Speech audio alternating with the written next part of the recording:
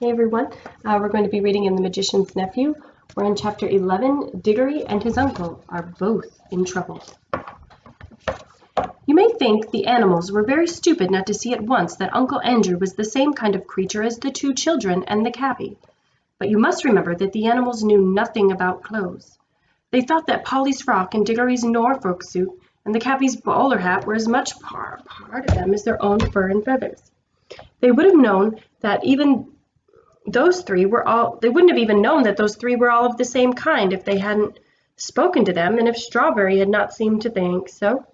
And Uncle Andrew was a great deal taller than the children and a good deal thinner than the cabby, and he was all in black except for his white waistcoat, not very white by now, and the gray mop of hair on his head, very wild indeed, didn't look to them anything like what they had seen in the other three humans, so it was only natural that they should be puzzled. Worst of all, he didn't seem to be able to talk. When he had tried to, but when the bulldog spoke to him, or as he thought first snarled and growled at him, he held out his shaking hands and gasped, "Good doggy," and then, "Poor fellow," but the beast could not understand him any more than he could understand them. They didn't hear any words, only a vague sizzling sort of noise. Perhaps it was just as well they didn't, for no dog I ever knew, least of all the talking dogs of Narnia, likes being called "good doggy," then, any more than you would like being called "my little man." Then Uncle Andrew dropped down in a dead faint. "There," said the warthog, "it's only a tree. I always thought so." Remember, they had never seen a faint or even a fall. The dog, who had been sniffing Uncle Andrew all over, raised his head and said, "It's an animal, certainly an animal, and probably the same kind as the other ones." "I don't see that," said one of the bears. "An animal wouldn't just roll over like that. We're animals, and we don't roll over. We stand up. Like this," and he rose to his hind legs and took a step backwards and tripped over a branch and fell on his back. "The third joke, the third joke, the third joke," said the jackdaw in great excitement. "I still think it's the sort of tree," said the warthog. "If it is a tree," said the other bear, "there might be bees' nest in it." "I'm sure it's not a tree," said the badger. "I had the sort of idea it was trying to speak before it toppled over."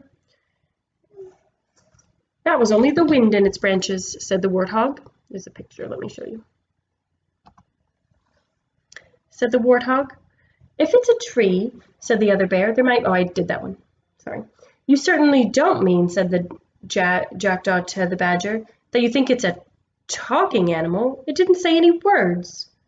"And yet, you know," said the elephant, the she-elephant, of course, her husband, as you remember, had been called away by Aslan, "and yet, you know, it might be an animal of some kind. Mightn't the whitish lump at the end be a sort of face? And you know, these holes might be eyes or a mouth. No nose, of course, but then, one mustn't be narrow-minded. Very few of us have what could exactly be called a nose." She squinted down the length of her own trunk with pardonable pride. "I object to that remark very strongly," said the bulldog. "The elephant is quite right," said the tapir. "I tell you what," said the donkey brightly, "perhaps it's an animal that can't talk, but thinks it can." "Can it be made to stand up?" said the elephant thoughtfully, took the limp form of Uncle Andrew gently in her trunk and set him up on end, upside down unfortunately, so that the 2 half-sovereigns, 3 half-crowns, and 6 pence fell out of his pocket, but it was no use. Uncle Andrew merely collapsed again. "There," said several voices, "it isn't an animal at all. It's not alive." "I tell you it is an animal," said the bulldog. "Smell it for yourself." "Smelling isn't everything," said the elephant. "Why," said the bulldog, "if a fellow can't trust his nose, what can he trust?" "Well, his brains, perhaps," she said mildly. It's another picture to be looking at as I read. It's quite funny. Get a little closer. "I object to that remark very strongly," said the bulldog. "Well, we must do something about it," said the elephant, "because it may be the Nevil, and it must be shown to Aslan. What do most of it think? Is it an animal or something of a kind of tree?" "Tree, tree," said a dozen voices. "Very well," said the elephant. "Then if it is a tree, it needs to be planted. We must dig it a hole." 2 moles settled that part of the business very quickly. There was some dispute as to which way Uncle Andrew ought to be put in the hole, and he had a very narrow escape from being put into the hole head foremost. Several animals said his legs must be Branches, and therefore the gray fluffy thing, they meant his head, must be the roots. But the other animals said the fork end of him was muddier and it had spread out more, so the roots, as roots ought to do. So finally it was planted the right way up, but when they had patted down the earth firmly up to his knees. It looks dreadfully withered, said the donkey. Of course it wants some watering, said the elephant. I think I might say, meaning no offense to anyone present, that perhaps for that sort of work my kind of knows. I object to that remark very strongly, said the bulldog, but the elephant walked quietly over to the river, filled her trunk with water, and came back to attend Uncle Andrew. This egregious animal went on doing this till gallons of water had been squirted all over him. The water was running, you can see it, all over the skirts of his frock coat, as if he had had a bath with all his clothes on. In the end, it revived him. It awoke from his faint, but what an awakening it was! But we must leave him to think over his wicked deed, if he was likely to do anything so sensible, and turn to more important things. Strawberry trotted on Digory with his back on his back till the noise of the other animals died away, and now the little group of Aslan and his chosen counselors was quite close. Digory knew that he couldn't possibly break in on so solemn a meeting. But there was no need to do so. At a word from Aslan, the he-elephant, the ravens, and all the rest of them drew aside. Digory slipped off the horse and found himself face to face with Aslan. And Aslan was bigger and more beautiful and more brightly golden and more terrible than he had thought. But he dared not look into the great eyes. Please, Mr. Lion, Aslan, sir, said Digory, may I please, will you give me some magic fruit of this country to make Mother well? He had been desperately hoping that the lion would say yes, and had been horribly afraid that it might say no, but he was taken aback when it did neither. This is the boy, said Aslan, looking not at Digory but at his counselors. This is the boy that did it. Oh dear, thought Digory, what have I done now? Son of Adam, said the lion, there is an evil witch abroad in my new land of Narnia. Tell these good beasts how she came here. A dozen different things he might say flashed through Digory's mind, and he had the sense to say nothing except the exact truth. I brought her, Aslan, he answered in a low voice. For what purpose? Well, I wanted to get her out of my own world and back into her own. I thought I was taking her back to her own place. How came she to be in your world, son of Adam? By magic. The lion said nothing, and Digory that he had not told enough. It was my uncle Aslan, he said. He sent us out of our own world by magic rings. At least I had to go, because he sent Polly first, and then we met the witch in a place called Charn, and she just held on to us when... You met the witch? Said Aslan in a low voice, which had a thread of growl in it. She woke up, said Digory wretchedly, and then turning very white. I woke her up. Because I didn't want to know, because I had to know what happened if I struck a bell. Polly didn't want to. It wasn't her fault. I fought her. I know I shouldn't have, and I think I was a bit enchanted by the riding under the bell. Do you? Asked Aslan, still speaking very low and very deep. No, said Digory. I see now I wasn't. I was only pretending. There was a long pause, and Digory was thinking all the time. I've spoiled everything. There's no chance of getting anything for Mother now. When the lion spoke again, it was not to Digory. You see, friends, said he, that was before the new clean world I gave you is 7 hours old. A force of evil has already entered it, waked and brought hither by the son of Adam. The beasts, even Strawberry, all turned their eyes on Digory till he felt he had wished the ground would swallow him up. But do not be cast down, said Aslan, still speaking to the beasts. Evil will come of that evil, but it is still a long way off. I will see to it that the worst falls upon myself. In the meantime, let us take such order that for many hundreds of years yet this shall be a merry land, and in a merry world. As Adam's race has done the harm, Adam's race shall help to heal it. Draw near, you other two. The last words were spoken to Polly and the cabby, who had now arrived. Polly, all eyes and mouth, was staring at Aslan and holding the cabby's hand rather tightly. The cabby gave one glance at the lion, took off his bowler hat. No one had yet seen him without it. When it was off, he looked a much younger man, and nicer, and more like a countryman and less like a London cabman. "Son," said Aslan to the cabby, "I've known you long. Do you know me?" "Well, no, sir," said the cabby. "Leastways, not in an ordinary manner of speaking. Yet I feel somehow, if I may make so free, as we've met before." "It is well," said the lion.